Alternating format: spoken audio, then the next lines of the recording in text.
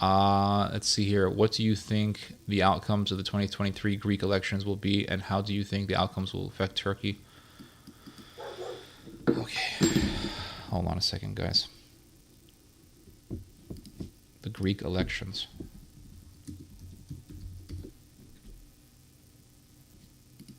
It's amazing. I search the news every day, and I don't even see stuff about this.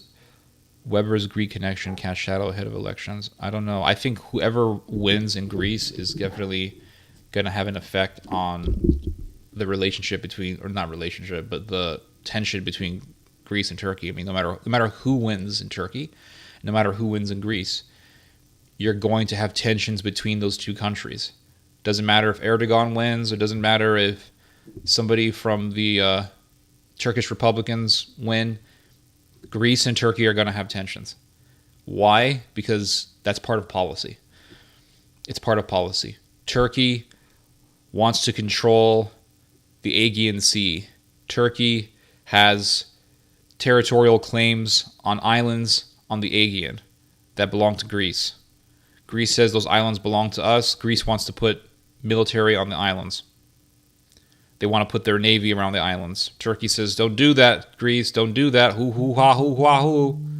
Doesn't matter who the hell is going to win. That's part of policy. This is like saying, hey, we're going to have an election in America. Do you think that America is going to become friendlier with China? No. It doesn't matter if we get a Democrat. It doesn't matter if we get a Republican. America is going to have tensions with China. America has more tensions, and I would argue that America has more tensions and is more worried about China than it is Russia. Because China has a way bigger economy than the Russian economy. China technologically, supposedly, has a lot more going for it than Russia does. But I think what worries people the most is China's economy. I mean, the Chinese economy is huge. They're making 18 trillion in their GDP every year. They're making trillions in their GDP every year. Whereas the GDP of Russia is over $1 trillion. So the GDP of Russia, what's the GDP of Russia? I think it's 2 trillion, 1 trillion GDP Russia. Yeah, so it's almost 2 trillion. So the GDP of Russia is comparable to the GDP of the state of Texas. But America is, and you could have a president who, may not be openly friendly with Russia, but you could have a president who will be more relaxed with Russia. Like you could have a Trump who comes in and he's indifferent to the war in Ukraine. He's not going to care as much as a Democrat or a neocon would. You could have that. But the idea of having a U.S. government that is super friendly with China in a situation where America doesn't have to be friendly with China, you're not going to have a China-friendly government unless there is some kind of an existential crisis where America has to ally with China, kind of like America arming with the allying with the Soviet Union, or America working with the Chinese to fight the Japanese. If you're not in a situation like that, a serious situation like that, it's not. Forget about it. So it doesn't matter. Turkey and Greece are going to be enemies. They've been enemies since God. Listen. Greece and Turkey have been enemies for thousands of years, okay? Even before Islam. You had the Trojan War. What was that about? What was the Trojan War about? Was Troy Greek? Was it? I don't think it was. I've heard that the Trojans spoke some kind of an Indo-European language. I mean, they were Indo-Europeans like the Greeks, but I don't think they were exactly Hellenes or Greeks. But there was a war between the Greeks and the Trojans. I can't pronounce this correctly. Achaeans or Achaeans or whatever, who were living in mainland Greece. Their king Agamemnon, and then they had a war with the Trojans, and it was a brutal, vicious war. I mean, that was like proto-Greek Anatolian tension, or Greek Anatolian conflict, right there. I mean, before Islam. And even you had other you had other Anatolian rulers. Man, I have a stammer today that is ridiculous. I need a little bit of ouzo to soften myself up a little bit. But you had, for example, Mithridates. Mithridates was an Anatolian leader who had a war with the Romans.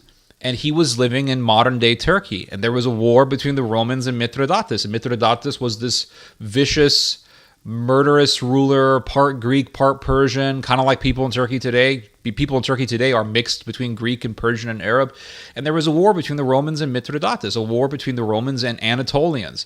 So there's a very, very long history here, very long history. And then things really blew up when Anatolia became Muslim. That's when things really blew up. And the Anatolians, mixed with Arab, mixed with Persian, had imperialistic designs, and they tried to take over Europe, and they took over the Middle East, and they took over parts of Africa. And that, to me, it was a continuation of this tension between the Asiatics and the Westerners, the Asiatics and the Westerners. And by Westerners, I mean Greeks and Italians, or, the war between Byzantium and the Turks. It was a Greek Asiatic conflict. But the thing is that, Turks are today are pretty much just Islamized Greeks. They're Islamized Indo-Europeans for the most part. Real Turks are Uzbeks and Kazakhs. Real Turks are not people in Anatolia. Real Turks are Uzbeks and Kazakhs. They look like Mongolians. And what happened was you had the Turks coming in from Central Asia. They came from Turkmenistan. They went over to Persia. They took over Persia, and then eventually they hit Anatolia, and they fought the Greeks in Anatolia. And it was a long centuries-long conflict. It went on for centuries. Eventually, the Turks just kept taking territory, expanding territory, and they mixed in with the population. They forced the people into Islam, and those people who were conquered by the Turks would become Turkified, and they would say, "Oh, those are Turks now." And so they got Turkification of Europeans. That's what it was. And the last stand of Anatolia was Constantinople. That was the last final stand. That was the last guard. It was the last, I guess you could say it was the last and final defense, against the complete Turkification of Anatolia. And they lost. They lost Constantinople, and that was it. And more Greeks became Muslim, and there's a very small minority of Greeks in Turkey who identify themselves as Greek and Christian, but they're an extremely small minority. There's maybe a few thousand of them. But I think that that was merely a continuation of two different things. I think it was a continuation of the wave of Mongol hordes. You had the Mongolian hordes, you had the Huns, and then eventually you had the Turks. And the Turks really were the ones who got more of a foothold into Europe than anyone else. I mean, they took over Anatolia. And then I think it was part of it was this continuation of conflict between the Greco-Roman world and the Anatolians.